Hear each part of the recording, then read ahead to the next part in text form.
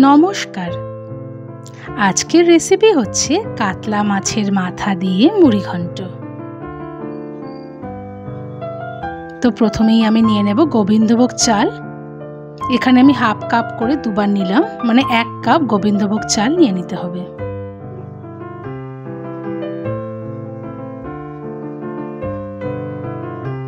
দিয়ে জল দিয়ে ভালো করে ধুতে হবে, মানে 3-4 বার জল পাল্টে পাল্টে ধুতে হবে, কারণ এই চালটাতে অনেক সাদা সাদা এরকম পাউডার মতন বেরোতে থাকে।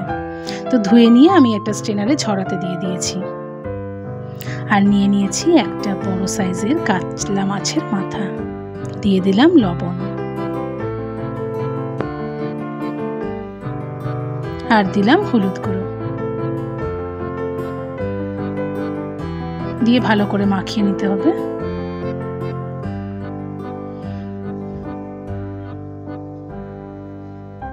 বেশ মাখানো হয়ে গেছে। এবার একটা কড়াই আমি গরম করতে দিয়ে দিয়েছিলাম, তার মধ্যে দিয়ে দিলাম সর্ষের তেল। মাথা ভাজবো তাই বেশ খানিকটা তেল দিতে হবে। এবার তেলটা গরম হয়ে গেলে মাছের মাথাগুলো আমি এক এক করে সবগুলোই দিয়ে দেব। তো দিয়ে দিলাম। এবার এরকম লাল লাল করে এপিট ওপিট ঘুরিয়ে ঘুরিয়ে ভেজে নিতে হবে। তো ভাজা হয়ে গেছে, আমি তুলে নিচ্ছি।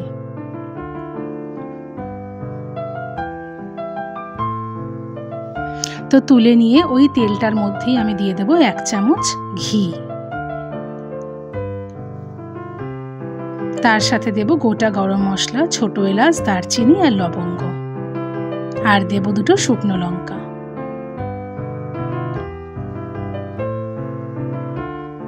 একটু ভেজে নিতে হবে। তারপর দিয়ে দেব 2 তেজপাতা।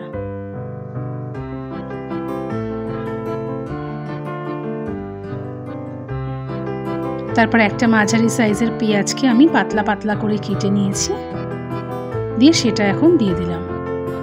দিয়ে এটা লাল লাল করে ভাজতে হবে। এটা কিন্তু লাল লাল করেই ভাজতে হবে, ঠিক এরকম।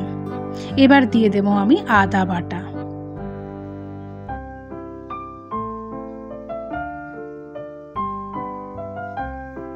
এবার যে চালটা ঝরাতে দিয়েছিলাম সেই চালটা অ্যাড করে দিলাম। এই চালটা ভালো করে ভেজে নিতে হবে। আর এদিকে আমি যেই পরিমাণ নিয়েছিলাম চাল, তার ডবল দিয়েছি আমি জল, আর এইটুকু জল আমি বেশি দিয়েছি, হাফ কাপ। দিয়ে দিলাম লবণ। ওদিকে জলটা গরম হচ্ছে। আর দেব শুকনো লঙ্কার গুঁড়ো, আর দেব জিরে গুঁড়ো, আর সামান্য হলুদ গুঁড়ো দেব।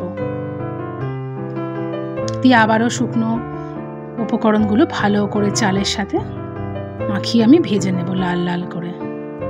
এবার জলটা ফুটে গেলে জলটা আমি এতে দিয়ে দিলাম। দিয়ে ভালো করে একটু নাড়িয়ে নিতে হবে।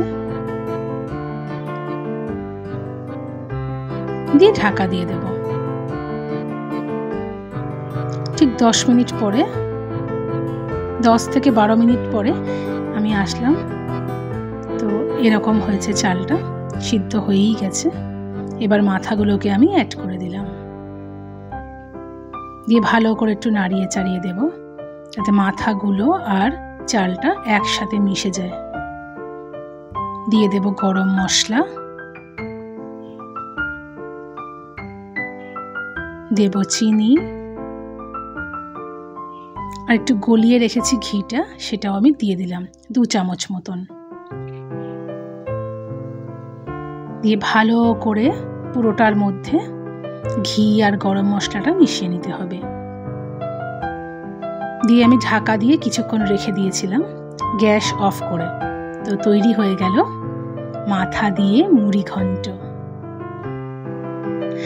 তো আমার রান্না যদি ভালো লেগে থাকে প্লিজ লাইক, কমেন্ট, শেয়ার করবেন, আর আমার পেজটিকে ফলো করে দেবেন। আর যদি আপনারা ইউটিউব থেকে দেখেন সাবস্ক্রাইব করে দেবেন। আবার আসবো অন্য কোনো রেসিপি নিয়ে।